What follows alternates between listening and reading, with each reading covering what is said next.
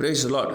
Length season, இந்த உபவாச நாட்கள், இந்த விரத நாட்கள் அப்படின்னு சொன்னாலே அநேக பேர் வைராக்கியமாக ரொம்ப பெருமையாக நான் வந்து இந்த குடிப்பழக்கத்தை இந்த சீசனில் நான் விட்டுட்டேங்க, இந்த விரதம் முடிகிற வரைக்கும் நான் குடியை தொடவே மாட்டேன்னு சொல்லுவாங்க, நான் ஸ்மோக் பண்ணவே மாட்டேன்னு சொல்லுவாங்க. சிலர் நான் நான்வெஜ் தொடவே மாட்டேன், நான் வந்து ஒரு வேளை சாப்பிட்றதே இல்லைங்க, டெய்லி நான் விரதம் இருக்கிறேன் அப்படின்னு வைராக்கியமாக சொல்கிறவர்கள் உண்டு. கண்டிப்பாக நல்ல பாராட்டத்துக்குரிய ஒரு விஷயந்தான், ரைட். ஆனால் இதெல்லாம் யாருடைய நன்மைக்காக? கடவுளுக்கு நம்ம ஏதாவது நன்மை செய்கிறோமா அப்படின்னு கேட்டால் நிச்சயமாக கிடையாது. நம்முடைய நன்மைக்காக நம்ம சில காரியங்களை இந்த சீசனில் நான் செய்ய மாட்டேன்னு சொல்லி நம்ம முடிவெடுத்து கடவுளுக்கு இதை ஒப்பு கொடுக்குறோம். அதை காட்டிலும் இன்னும் ஒரு படி மேலே போயிட்டு, நான் இந்த சீசனில் இப்படிப்பட்ட காரியங்களை நான் விட்டு கொடுக்குறதால கடவுள் நான் வேண்டுகிற காரியத்தை, நான் ஜெபம் பண்ணுற காரியத்தை எனக்கு செஞ்சே ஆகணும்னு சொல்லி அடம் பிடிக்கிறவங்களும் உண்டு. ஆனால் யோசித்து பார்ப்போமே, இதெல்லாம் யாருக்காக நம்ம கொடுக்குறோம், யாருக்காக செய்கிறோம்? நம்முடைய நன்மைக்காகவோ இல்லை கடவுளுடைய நன்மைக்காகவோன்னு யோசிச்சா நிச்சயமாக இது நம்முடைய நன்மைக்காக மட்டும்தான் நம்ம இதை செய்கிறோம்.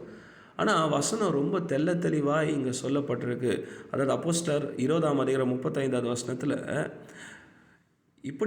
இப்படி பிரயாசப்பட்டு பலவீனரை தாங்கவும் வாங்குகிறதை பார்க்கிலும் கொடுக்கிறதே பாக்கியம் என்று கர்த்தராகிய இயேசு சொன்ன வார்த்தைகளை நினைக்கவும் வேண்டும் என்று எல்லா விதத்திலேயும் உங்களுக்கு காண்பித்தேன் என்று பவுல் சொல்லியிருக்கிறார்.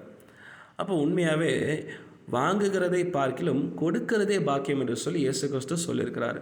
அப்போது உண்மையாகவே நான் எதை பெற்றுக்கொள்வேன்ற நோக்கத்தை மட்டும்தான் நம்ம வந்து இந்த உபவாசம் இருக்கிறோம்னு சொன்னால் நிச்சயமாய் நம்ம இன்னும் கர்த்தருக்குள்ளே நம்ம மெச்சூர் ஆகலை அப்படின்னு தான் அர்த்தம். ஏன்னா நம்ம வாங்கிறதுக்காக மட்டுமே நம்ம உபவாசம் இருக்கிறோன்னா அதை நிறுத்தி நம்ம என்ன விட்டுட்டோம், நம்ம எதை நிறுத்தினோம், எதை சாக்ரிஃபைஸ் பண்ணோன்றதை காட்டிலும் நம்ம எதை கொடுத்தோம், எதை தேவனுடைய மகிமைக்காக செய்தோன்றதை சிந்தித்து நம்ம இங்கே கொடுத்த ஒரே ஒரு உதாரணத்தை போல பலவீனரை தாங்கும், நம்முடைய எளிமையானவர்களுக்கு பலவீனப்பட்டவர்களுக்கு நம்மளான உதவியை, நம்மளான ஆகாரத்தை கொடுத்து நம்ம உதவி செய்வோம்னு சொன்னால் நம்ம எதை விட்டோன்றதை காட்டிலும் நம்ம தேவனுக்காக எதை கொடுத்தோம் அப்படின்றதான் உண்மையான இந்த உபவாசத்தை, இந்த விரதத்தை அர்த்தமுள்ளதாய் மாற்றும் என்று நம்ம புரிந்து கொண்டு செயல்பட்டோம்னு சொன்னால் நிச்சயமாய் ஆசீர்வதிக்கப்பட்டவர்களாக இருப்போம். Thank you and God bless you.